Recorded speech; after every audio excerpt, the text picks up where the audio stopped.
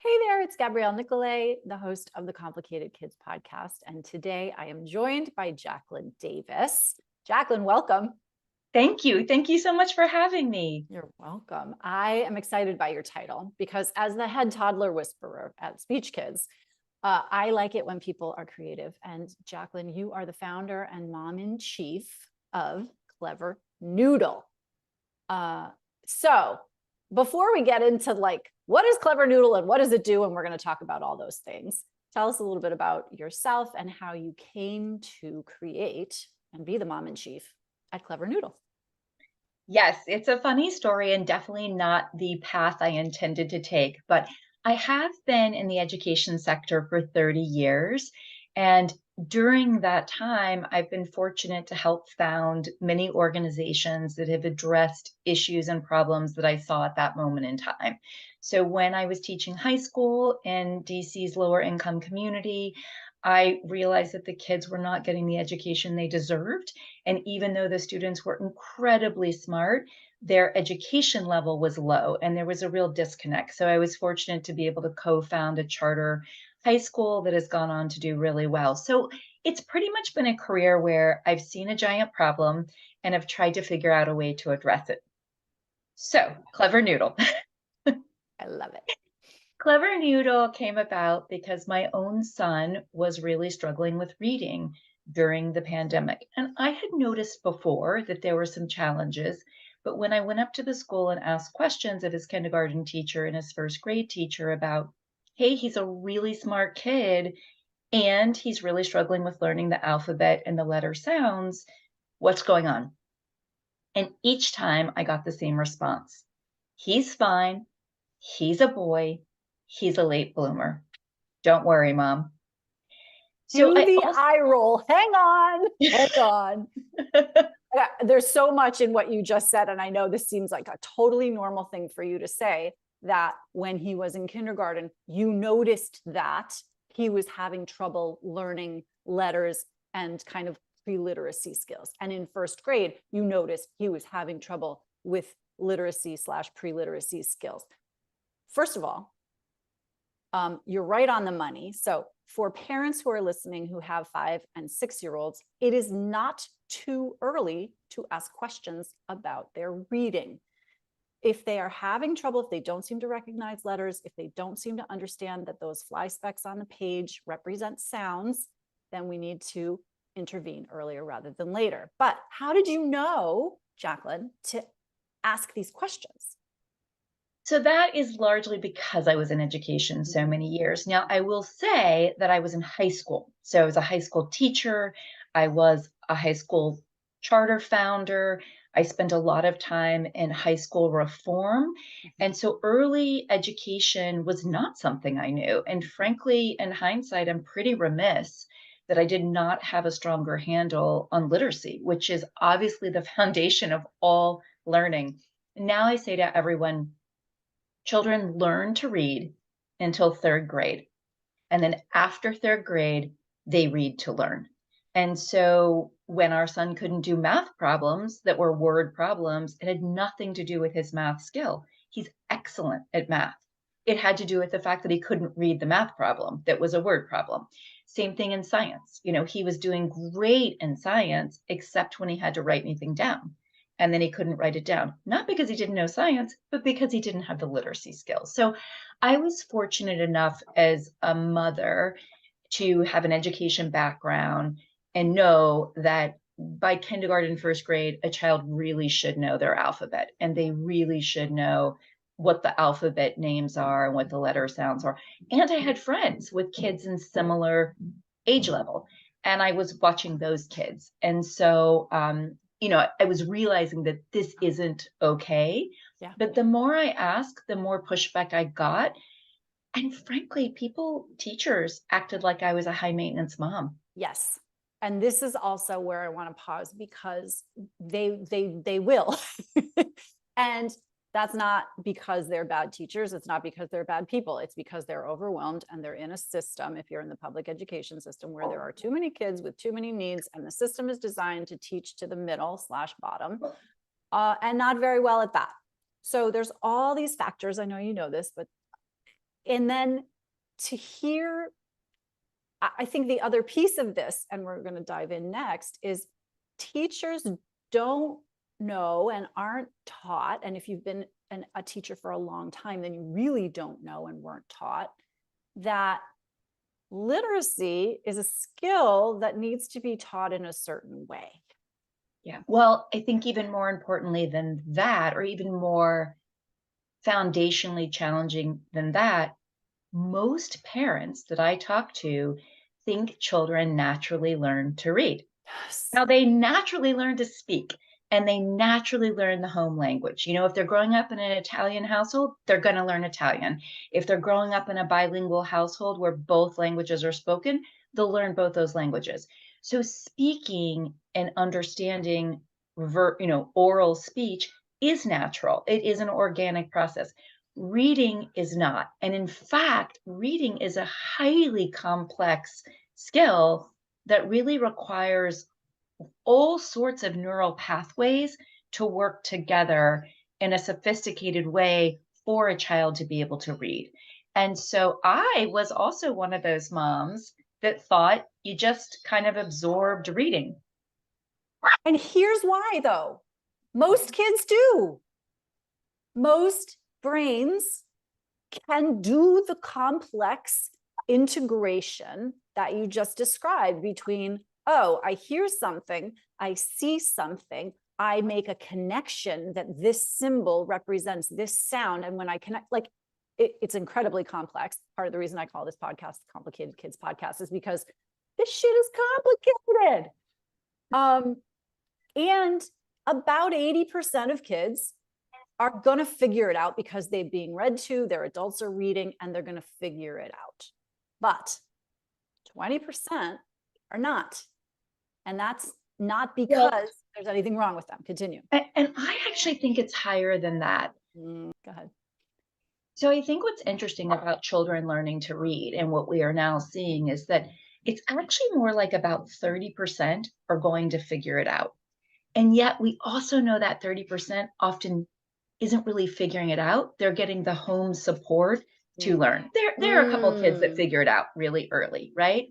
But about 65 to 70% of children, regardless of whether they have learning issues and learning differences like dyslexia, that percent of children actually needs to be explicitly taught to Stop read. it. You just like, woo, my whole, wow. Okay, keep talking.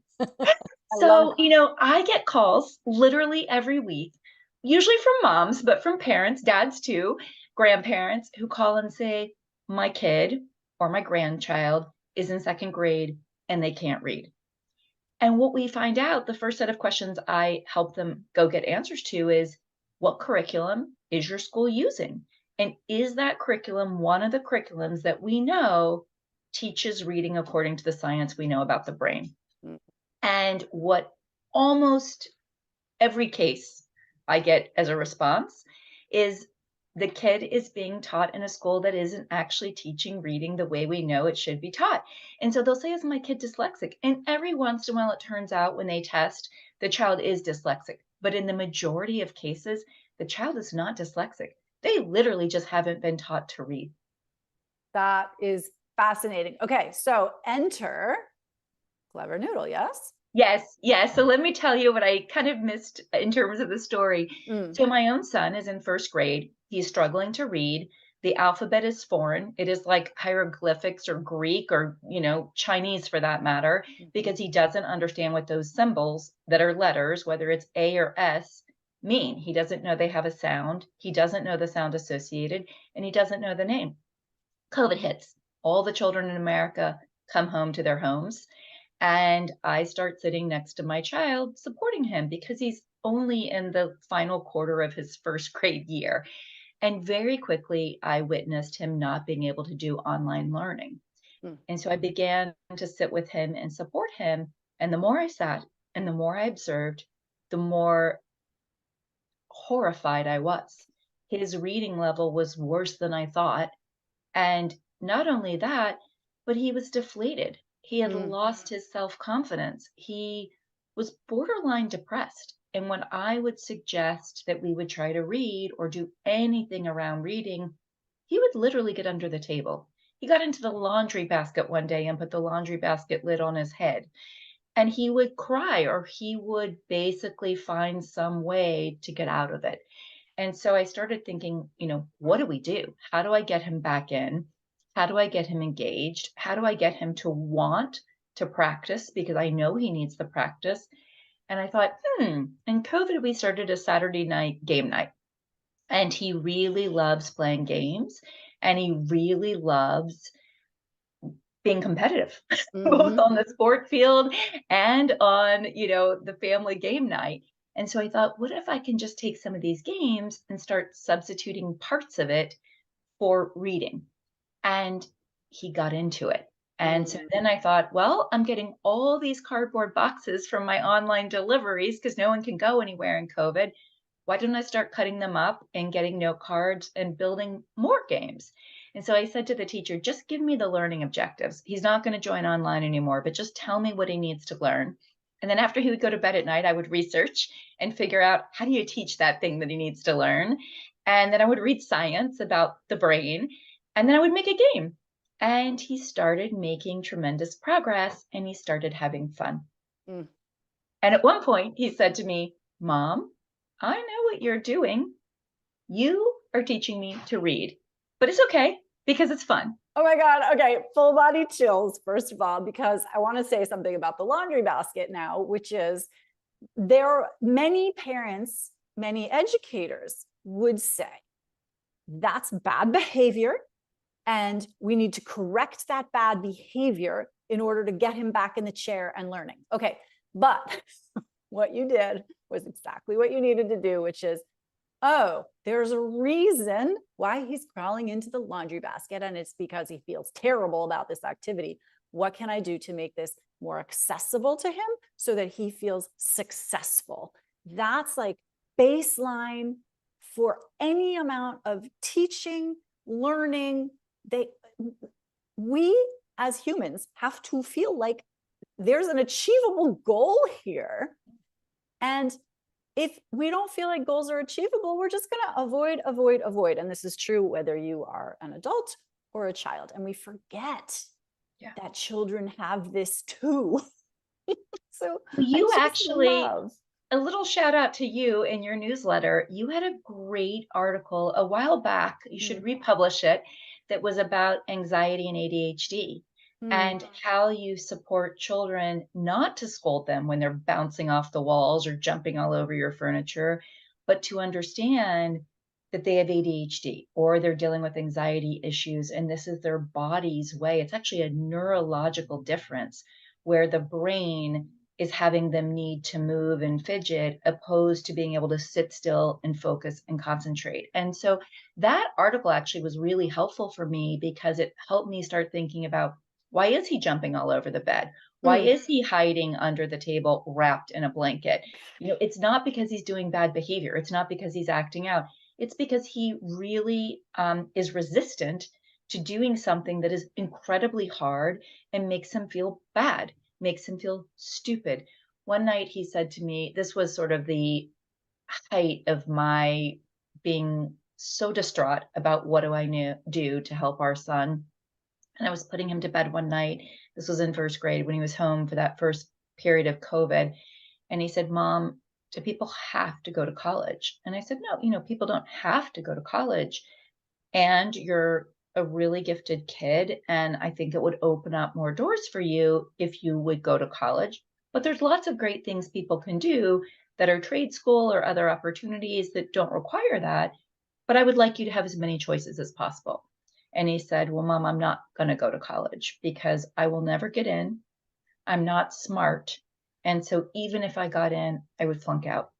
And I held back my tears and I waited until I got out of the room. And it was as if a dagger had gone through me because I realized that my own child thought he was dumb because he couldn't do what his classmates could. And I knew he wasn't dumb. And so I knew I had to do something to change it. So back to Clever Noodle for just a second, I started making all these games and I made one after another, modeling sometimes after games that were already out there, sometimes marrying and merging, this game plus this game plus this game for new gameplay. And his teacher said, "What are you doing? This is working so well." And he's making more progress than he's made the whole year in just 2 and 3 months. Mm. And I said, "I'm making games and we're playing them all the time. So he's getting a tremendous amount of practice in." She asked for a set. I made another set for her. She started using them with other children. And she said, "You have to publish this stuff." And of course, Mm. my response was, "No way. I I have don't have no time for that. well, more like I don't know how to do that, right? I don't know Mhm. how to get something manufactured. I don't know how to get something sold. I don't know how to publish stuff like a game. And oh, by the way, I kind of like what I'm doing. I'm not ready to go do something different. Mhm. And really, like there's got to be stuff already on the market that would meet this need. And so that's when I started this big exploration into what was out in the market. Mhm. And it was amazing because, and maybe it's because there's been so much focus on STEM education, Mm. but there are great products, tools, activities for children for the STEM Mhm. fields Mhm. and fantastic stuff. I own some of it. When I tried to find stuff for reading, it was just not available. And so either it was not available being fun, Right. or it was not available and being effective, or it was not available both. It was ineffective and not fun. And so And I the thought, other thing is, I want to jump in here because there are a lot of apps. And I do think, you know, there's something to be said for a physical manipulation of, again, when we're talking about decoding and reading and swapping out sounds, like to be able to do that in the physical realm is also very important. And also, I hate all the reading apps, but anyway. well, you're 100% right according to the research. So Mm. I think, like probably every parent listening to this, we are all having a daily battle with our children about being online Yep. and screen time. It's happening in my house every day. We're trying to limit screen time. I'm trying to put the timer on. I'm trying to remind them of the rules, and it's exhausting. So part of it was just I want to provide tools and products and games that are fun enough that children will get offline and do something different, Yep. particularly in the home setting, right? Mom can play, aunt can play. Our first game, Kangaroo Cravings, has a collaborative and a competitive and a cooperative gameplay. So Oh, I competitive, love you need that. other kids or you need an adult. Yeah. Cooperative, you can play all by yourself against the raccoon character as a kangaroo. And so, parent can be cooking dinner 5 feet away, and the child can be playing and having an activity that is meaningful and engaging and not on the screen, but the mom or the dad or the aunt is getting something done and the kids are on the screen. So that's the first thing, right? I just wanted to get kids off the screen. Yeah. And we know that that's not good for kids' brains. Right. So that much of the usage. So that Mhm. was the first thing. The second thing is we also know from the research that all children benefit from kinesthetic experiential learning. Yep. And in particular, kids that are high functioning autism spectrum, kids that are dyslexic, kids that are ADHD specifically need multisensory learning to map things to their long term memory and to feel their way into it. And so for me, once I understood that, then I became even more passionate about making tactile games. And our first game, Kangaroo Cravings, has multisensory built into it. So while Mm. it's fun for all kids, it serves all kids, we made sure it also specifically served children with learning differences because my own son has a learning difference. Turns out he's actually dyslexic and ADHD and had speech articulation issues, of which we did not know. And here's another big myth that I want your Mhm. parents to understand. Mm. When I asked his first grade teacher, "Can we test him?" She said no. He's too young to test. And so then I asked for a meeting with the head of the special ed department and the principal. And I said, "He's in first grade. He doesn't know his alphabet. Can we test him?" And she said, "You can't test children, all three of them, until they're in third grade." So I went home. That just seemed wrong to me. It seemed Mhm. like, why would you wait this late? It's going to be harder to help them. Mhm. And so I went home and I started researching and I found the Yale Center for Dyslexia. And I read online that you can, in fact, and you should test children at kindergarten because then you know if they have indicators and then you know if you can get them support. Early support means they're going to learn more rapidly because the brain is more, has more plasticity. Two, early support means you may prevent a lot of anxiety and frustration and lack of self-confidence that develops quickly when children can't keep up with their peers.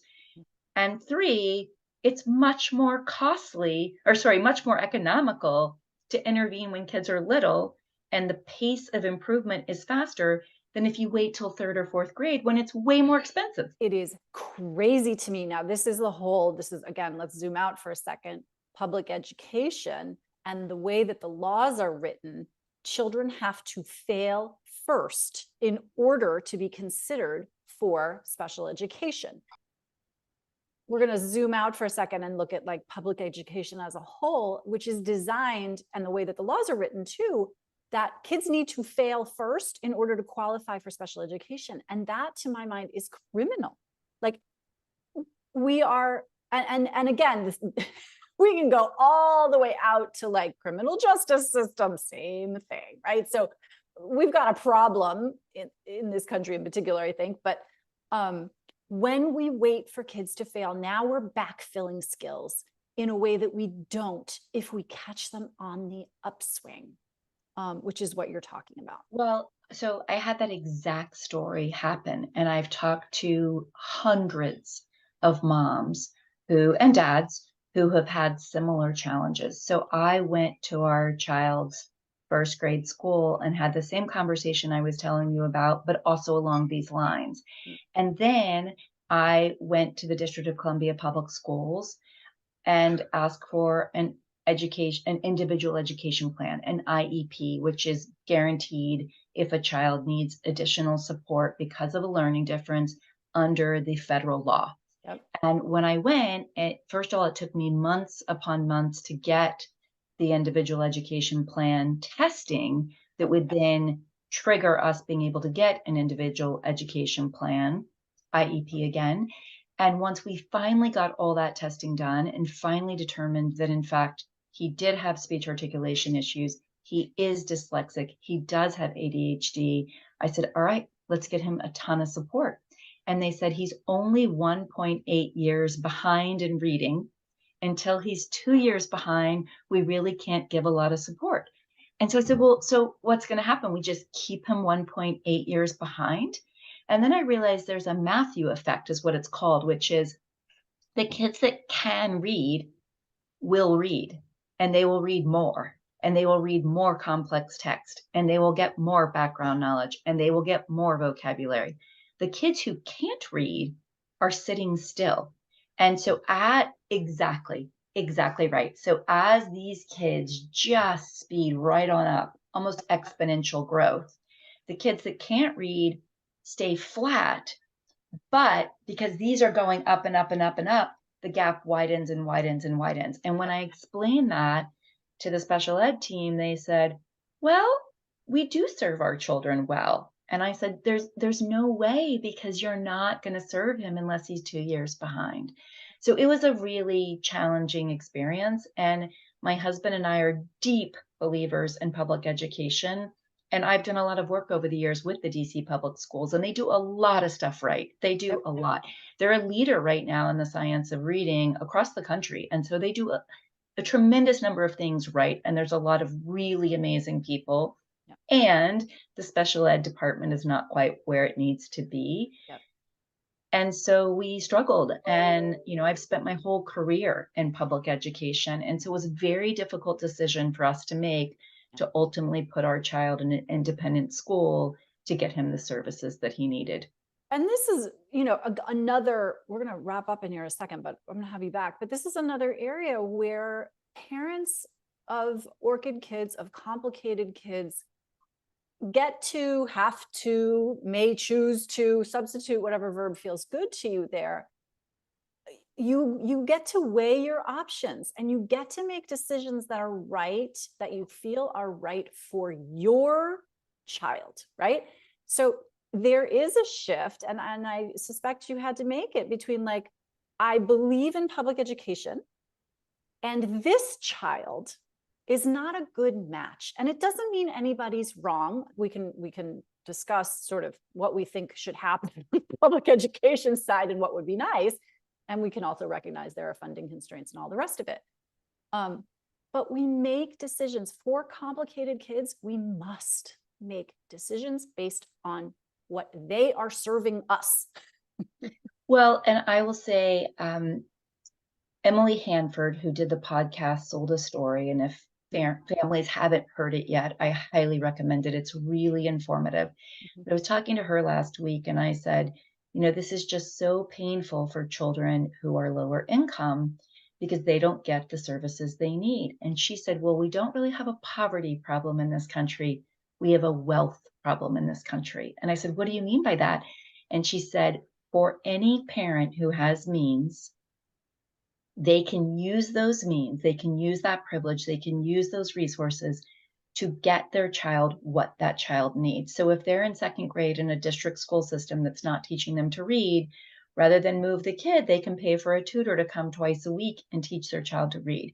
And so it's actually masked how many other children actually need additional support that their parents pay for. But for a low-income child or a child that has less resources and less access, they don't get that additional supplemental support. And so they don't read because the school often isn't teaching them. And so the gap just worsens and the inequity increases. And so I'm one of those middle income families that it's not easy to pay for independent school. It's not easy to pay for tutoring, but we can make choices. We're not going on a big vacation this summer because we're paying for tutoring. Yep. We can make those choices. And so many families do not have the ability to make those choices. And so that is something we have to fix because our whole democracy depends on it. I mean, without a literate community, without a literate country, we don't survive. Yeah. And we're losing incredible talent. We're losing children that have so much to give us as a country, as a world. And we don't get to have the benefit because they aren't taught to read. Yeah. Oh my gosh. Okay. So we went way out there. Let's come back to Clever Noodle for a second, because that is something that I can buy that will help some people. Yes. If people want to find out more about Clever Noodle and how to get it and what the science is and all of that, what do they do? They go to our website, www.clevernoodle.com, and they can pre-order, but it ships in June. So not too long from now, and it will be there in time for summer learning loss to help prevent it and mitigate it. So you'll have it to play with your children or your grandchildren or your students over the summer.